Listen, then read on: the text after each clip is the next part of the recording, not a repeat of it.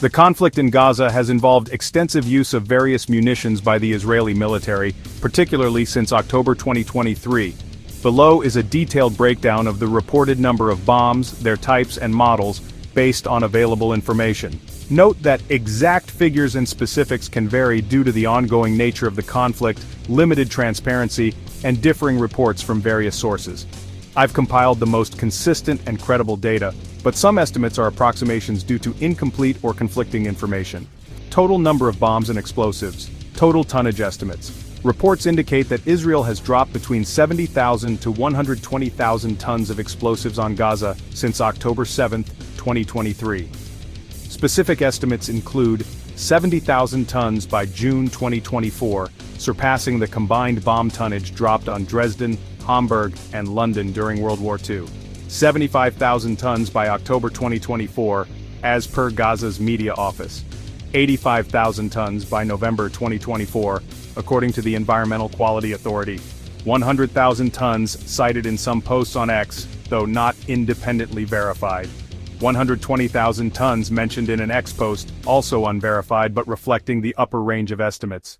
For context, the Hiroshima nuclear bomb was equivalent to about 15,000 tons of TNT, meaning Gaza has received explosives equivalent to 5-8 Hiroshima bombs in destructive power, though spread over a smaller area, 360 square kilometers versus Hiroshima's 900 square kilometers. Number of bombs? By October 12, 2023, the Israeli Air Force reported dropping 6,000 bombs in 6 days, averaging 1,000 bombs per day. By November 2023, Israel had struck 15,000 targets, with estimates suggesting up to 25,000 tons of explosives by early November. By October 2024, the IAF reported bombing 40,000 locations in Gaza, though the exact number of individual bombs is unclear as multiple munitions may be used per target. Assuming an average of 502,000 kilograms per target based on bomb types used, the total number of bombs could range from tens of thousands to over 100,000, though precise counts are not publicly detailed. Daily bombing rate. Estimates suggest a rate of 500 bombs per day over the first 5 months, with peaks of 250-750 targets daily in November 2023. In the first month alone, over 500 impact craters consistent with large bombs were identified via satellite imagery. Types and models of bombs. The Israeli military, primarily using US-supplied munitions, has employed a range of bombs, including precision-guided and unguided types. Below are the specific models and their characteristics based on available reports. Mk-84, 2,000-pound general-purpose bomb. Description: a US-made, high-explosive bomb with a blast radius capable of killing within 360 meters and causing severe injury or structural damage up to 800 meters. Often equipped with joint direct attack munition kits for precision guidance. Usage: heavily used in Gaza, particularly in densely populated areas despite concerns about civilian casualties. Responsible for some of the deadliest attacks due to its large blast radius. Quantity: at least 14,000 Mk-84 bombs transferred from the US to Israel since October 2023.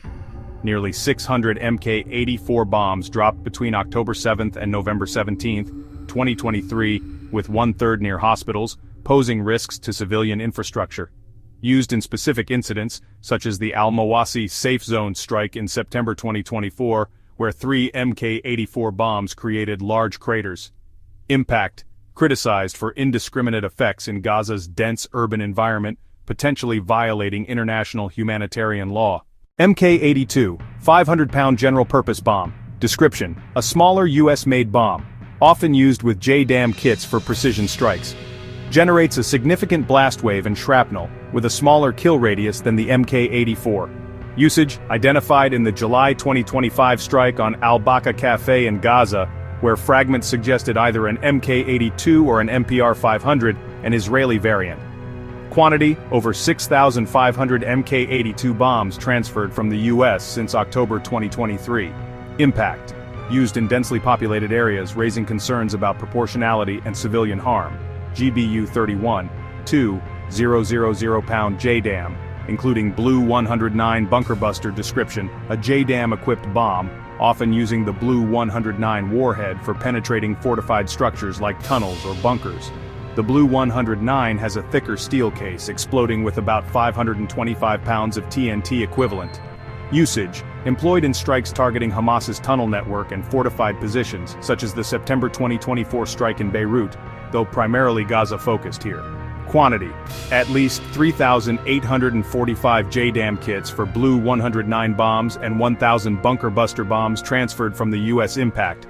Effective against underground targets but criticized for causing excessive collateral damage in urban settings.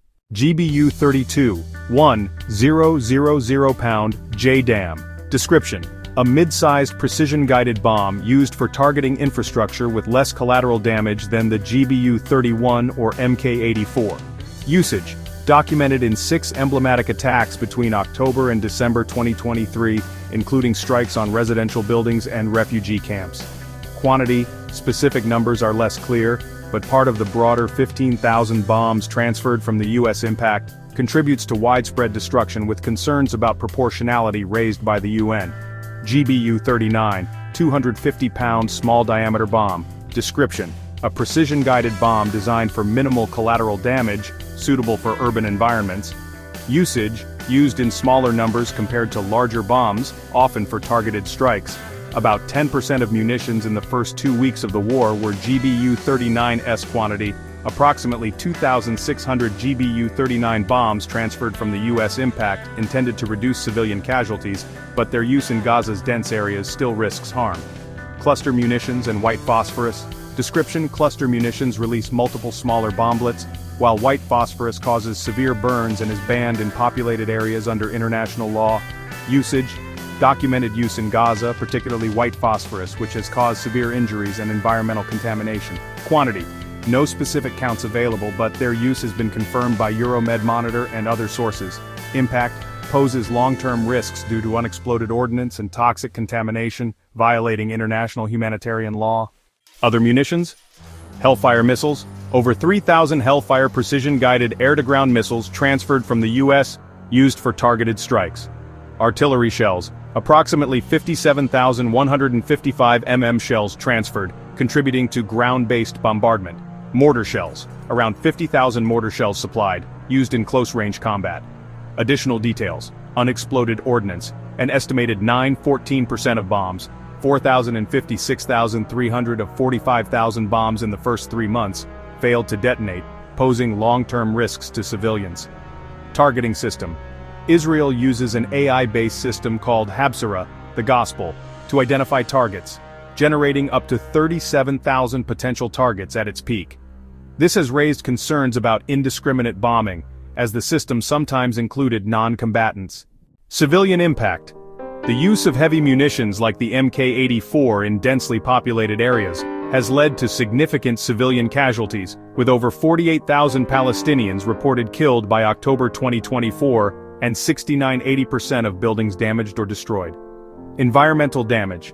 The bombardment has contaminated soil and water with toxic chemicals, including carcinogenic asbestos, and destroyed agricultural lands, with debris estimated at 42 million tons. Sources and notes. The data comes from a combination of news reports, human rights organizations, and posts on X, but exact numbers are difficult to verify due to limited transparency from the Israeli military and U.S. government. The U.S. has been the primary supplier of these munitions, with over 27,000 bombs and 57,000 artillery shells transferred since October 2023. Some X posts provide higher estimates, such as 120,000 tons, but these lack corroboration and should be treated cautiously. The use of heavy bombs in densely populated areas has been widely criticized as potentially constituting war crimes under international humanitarian law.